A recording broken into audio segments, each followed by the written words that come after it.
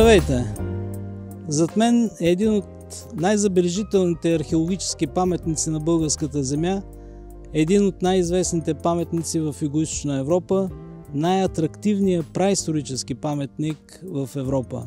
Това е Провадийската солница, това е най-стария солодобивен център в Европа, това е първият градски център в Европа, това е мястото, на което са се родили технологии за производство на сол, които остават валидни и до ден днешен.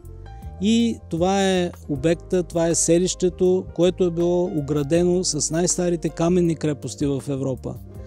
Много още мога да продължа списъка на елементи, които за първи път се срещат тук, за първи път са се случили, но подчертавам, че солницата може да бъде определена като черешката на тортата на първата европейска цивилизация, която обхваща и днешните български земи, обхваща централните и източните Балкани и днешна Северна Гърция. Е един от паметниците, които тепърва набират инерция като туристическа дестинация.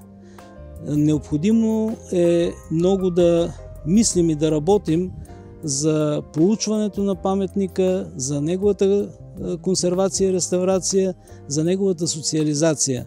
Само в деня на отворените врати на 22 септември тази година минаха над 1800 души, нещо, което за 6 часа за първи път и на нас не се случва като екип. Работим вече 19 сезона.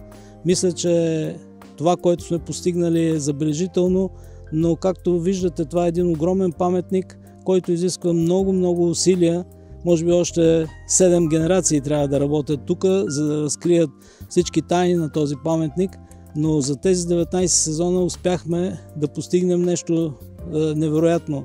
Само съобщението за това, че Провадия солницата е първият градски център в Европа, обиколи света. Само за една седмица около 3200 съобщения бяха публикувани в целия свят, бяха направени телевизионни предавания, вестници и медии съобщиха за това.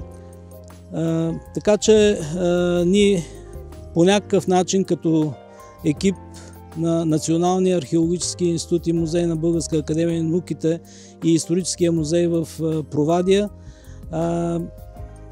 предлагаме сътрудничество с всички, които биха помогнали за проучването и социализирането на този паметник.